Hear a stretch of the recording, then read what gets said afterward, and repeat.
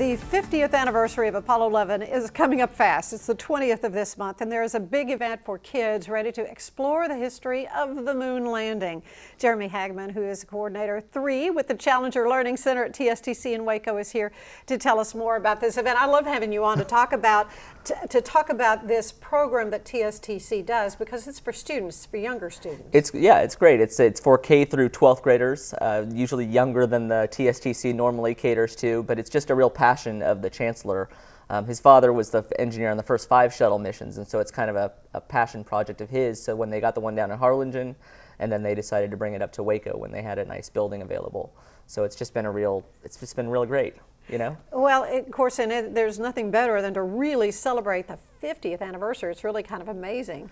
Yeah, to think it's been that many years. It's amazing, and it's also amazing because, like, if you think, okay, so our telescopes can see 92 billion light years out into space. 92 billion light years. That's 92 billion years worth of light, which travels so fast that until a couple hundred years ago, we didn't even know it traveled at all. Yes. And we've only explored fully 1.3 light seconds of that 92 billion light years. And that's the moon landing, 1.3 seconds to get back the light from the moon. And so celebrating that accomplishment is just like, 50 years, it's hard to believe. I mean, it just seems like it's there. Well, and so you do so much to help kids with these various, what they call the STEM subjects, the science, technology, engineering, and so forth. But so what kind of things will they be doing in celebration of the moon landing? So on July 11th, we're going to have an open house. So kids, teachers, anybody that wants to come from 9 to 4, we're going to have you can come in and see the center and tour the center. We're going to have 2 missions, one in the morning for younger kids and one in the afternoon for a little bit older kids.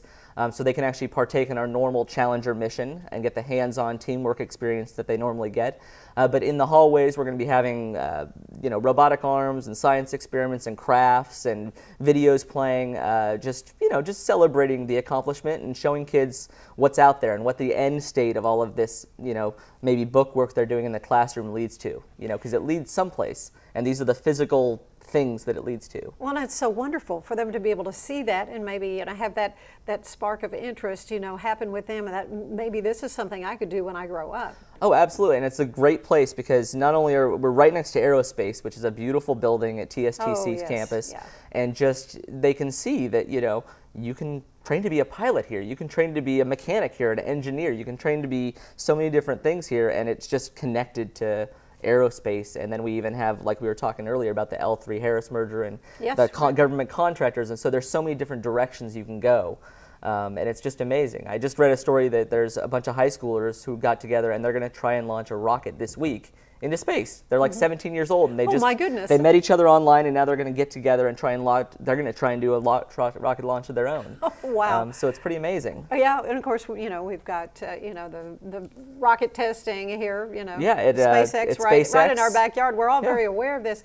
Do kids need to pre-register for this, or just show up, or how? So for the missions, we're asking them to pre-register so they can just go get tickets. They're free, but they can get tickets through our Facebook page, Challenger Learning Center, Waco, TSTC, and there are tickets there for the missions. If it's full, you can still bring the kids down, and there's still going to be activities for everybody going on while the missions are going on, and tours going on while the missions are going on.